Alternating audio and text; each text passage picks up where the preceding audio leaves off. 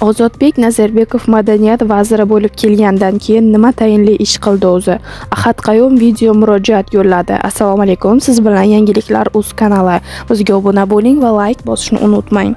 Har kuni qaysi san'atkor bilanki qaysi davrada o'tirsam, shunday gaplarni eshitaman. Ozodbek nima qildi o'zi? San'at sohasiga qanday foydasi tegyapti?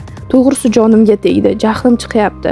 Hurmatli san'atkorlar, sizlar O'zbekiston madaniyat va san'at vaziri haqida gapiryapsizlar. Ayniqsa bir odamning shaxsi haqida, yana ijodi ham bor. Kamiga ijodkor odam mana shu san'at sohasiga rahbar bo'lib kelgandan keyin bo'lgan islohotlarni, qilgan yangi qarorlari haqida umuman ma'lumotlaring yo'q. Mani bu safar murojaatim ijodkor san'atkorlarga. Mana yaqinda 200 dan oshiq san'atkorlarga davlat mukofotlari berildi va bilasizlar, bu ijodkorlarga umrining oxirigacha bu mukofotlar berilmasligi aniq edi.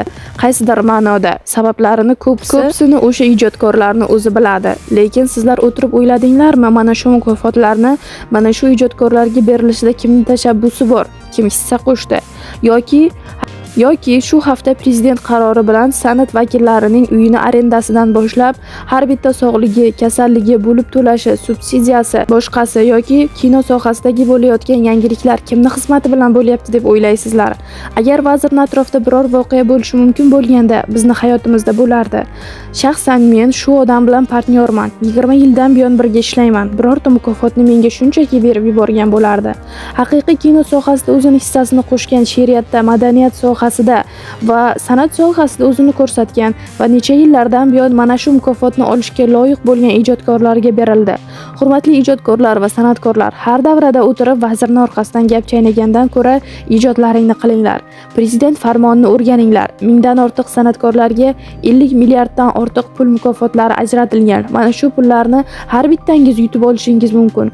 Men qishloqda edim, viloyatda edim, menda imkon yo'q edi degan bahonalar endi o'tmaydi. Bunday demanglar.